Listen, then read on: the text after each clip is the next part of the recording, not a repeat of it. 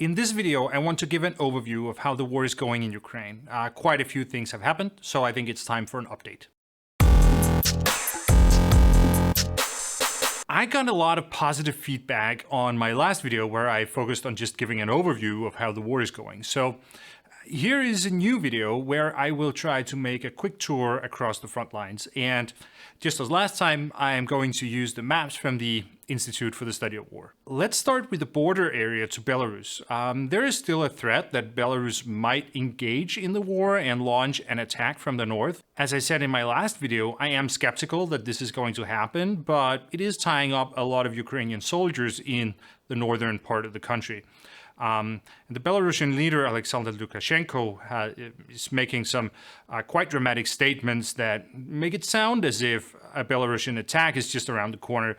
And as I said in my last video, I think it would be a shot in the foot for Belarus and Russia if they were to actually do it, because I don't think it would work out well for them. But of course, we can't rule out the possibility that they're going to do it anyways, especially if things start to go really bad for Russia on the battlefield. But I will say that one indicator that Belarus is perhaps not going to attack is that we are seeing Russia transporting ammunition out of Belarusian storage facilities to use it in Donbass.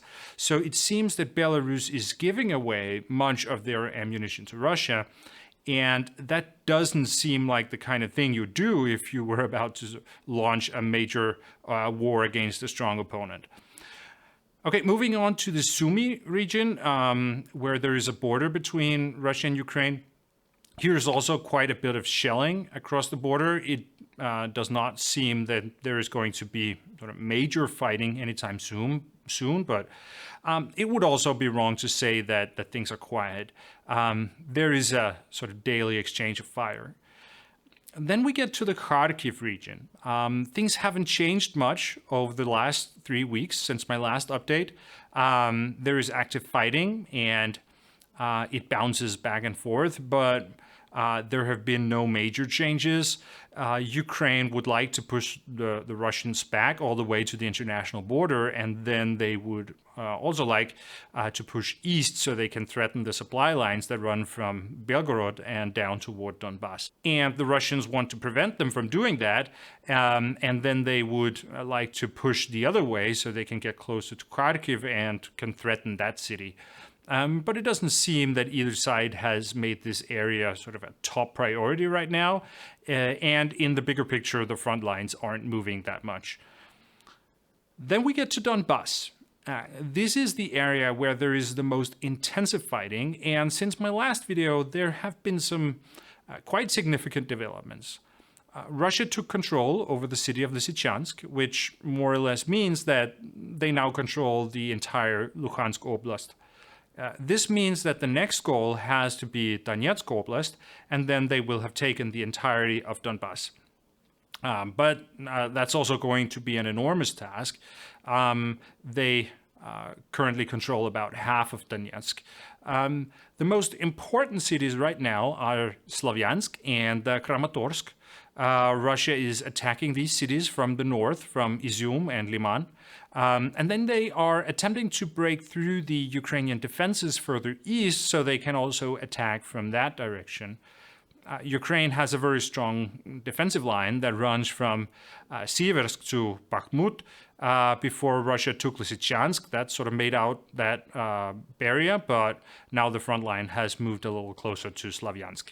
Okay, so I think there is a lot to unpack here when we look at this area, because there is a lot of sort of interacting developments, and depending on how you interpret it, then you can get some very different ideas about how it's going.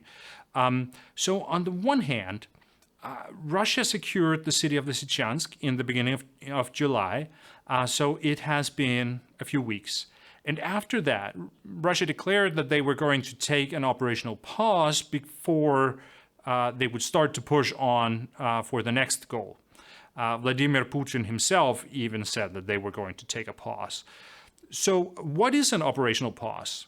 Well, an operational pause means that you take a break from major offensive operations And this gives your units some time to regroup and rebuild fighting power while they sort of prepare for the next big battle. But an operational pause does not mean that all the fighting stops. It is not a ceasefire. It just means that you don't push so hard for a while so you can give some of your units a break. So it has now been some weeks since the Russians took Lysychansk, and in that time, the front lines almost haven't moved. And one possible explanation is, of course, that this is because Russia is taking an operational pause until they are ready to launch the next big offensive push.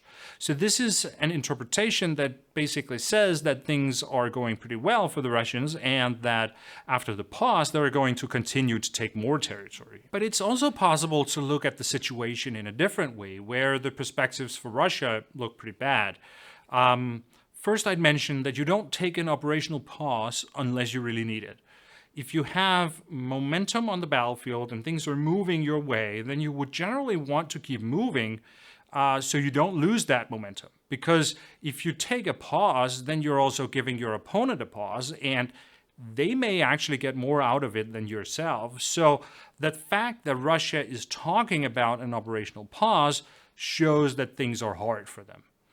And then the second thing I'll mention is that there has been a lot of discussion about whether Russia is taking a pause or if it's just something that they're saying. And it's been interesting to follow this discussion. We have people like the Institute for the Study of War who have been very confident that Russia is taking an operational pause. But on the other hand, we also have experts like Michael Kaufman who say that they don't think Russia is taking a pause. And well, I don't know whether Russia is taking a pause or not, but I will say this.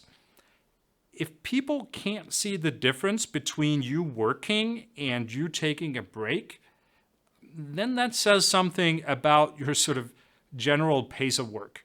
So the fact that experts can't say for sure whether Russia is taking a pause or still pushing shows that their offensive is generally going very slowly. And another thing that I will say is that if Russia is taking an operational pause, then it will probably be too short, because I don't think the Russian politicians will have the patience and that they will start putting pressure on the military to get going again. We saw the same thing with Mariupol, where Putin also said that they would be patient and just wait until the surrounding Ukrainians would sort of surrender. But that patience also only lasted a couple of days. And I think that impatience will also mean that if Russia is taking an operational pause, then it will probably be too short to actually give the army a chance to really rebuild fighting power. We are already hearing actually Russian politicians talk about new offensive operations. For example, Defense Minister Shoigu has said something that has been interpreted as an order to finish the operational pause. So we'll see. And then the third sort of complication that I will mention is that Ukraine has managed to strike a lot of Russian ammunition depots. They have mostly used the HIMARS missile system for this. This is a new development in the war. HIMARS is a very mobile system, and with the missiles that Ukraine has, it can shoot about 80 kilometers. There are other missiles for HIMARS that can shoot longer, but Ukraine doesn't have those, at least not yet. But that 80-kilometer range with high-precision missiles has allowed Ukraine to hit targets long behind the front lines. And clearly, Ukraine has some very good intelligence about what to hit, because they have just been striking one ammunition depot after the other. And then they have also hit quite a few command posts. So Ukraine is targeting the Russian logistics systems and the command and control structures in a way that is new in this phase of the war.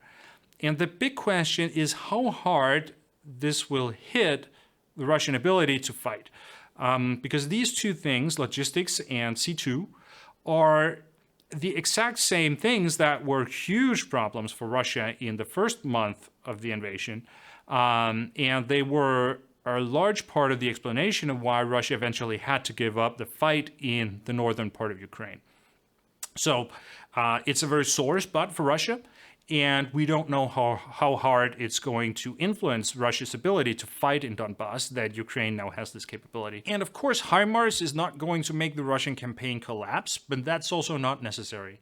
It could be enough if they can just reduce the Russian firepower a little bit, because as I mentioned, the Russian advances are extremely slow, and it wouldn't take a lot before they would stop entirely.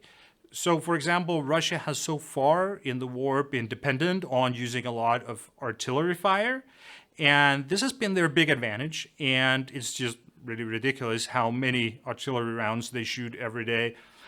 If Ukraine can force Russia to have less efficient logistics systems because the ammunition depots have to be outside of HIMARS range, then that can sort of reduce the availability of artillery grenades. And if that can reduce the available Russian artillery power by, say, half, then that can have a significant impact on the battlefield.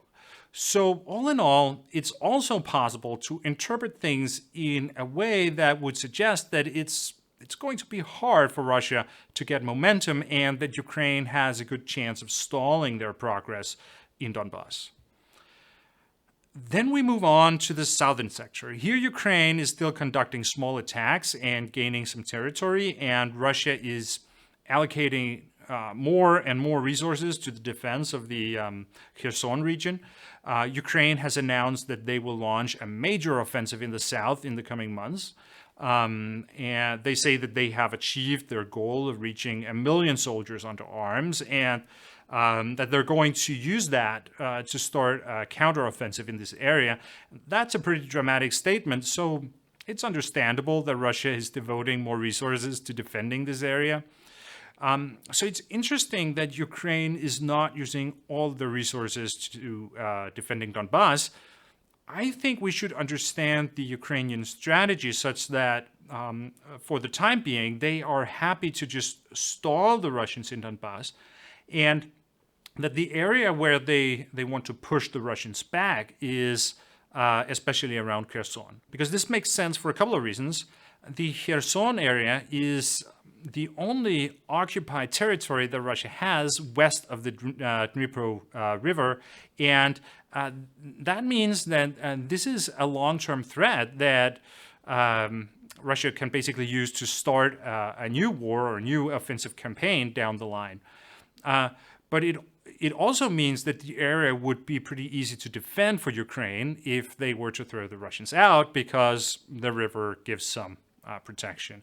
Also, Kherson is very important for Ukraine's economy in the long run. It's much more important than Donbass. And finally, it would really be a giant symbolic victory if Ukraine could take back Kherson. It's a major city, and it would give a huge sense of traction. So the psychological impact would be large, also in Russia. It would be really hard to explain in the Russian media, where the story is that this special military operation is going well. I do want to add just a few words about why Ukraine would announce such a counteroffensive beforehand, because intuitively, it doesn't seem to make a lot of sense. It would seem smarter to keep your plans secret so you could take your opponent by surprise. One explanation could, of course, be that this is deception, and that Ukraine is actually going to do something entirely different. I don't think so. Rather, I think it's because Ukraine feels that they are under time pressure and that they want to sort of reap some of the benefits before they actually have achieved the military results. Because by pre-announcing this, they are achieving two significant things. First, they are forcing Russia to divert resources from the fight in Donbass to the southern sector. And second, they are placing some significant obstacles, I'd say, to Russia's attempts to integrate the region into Russia. If you're a person living in Kherson and you think it might be attractive to work with the new Russian authorities, then you would probably think twice about it if you think the Ukrainians will be back in power soon. And also, Russia has been pretty clear that in the coming months, there's going to be something that they call a referendum about whether these areas should secede from Ukraine and become Russian territory. So by pre-announcing the offensive, Ukraine is basically interfering in that process. Okay, finally, I should briefly mention the maritime war. The most interesting development since my last video is that Russia has left Snake Island.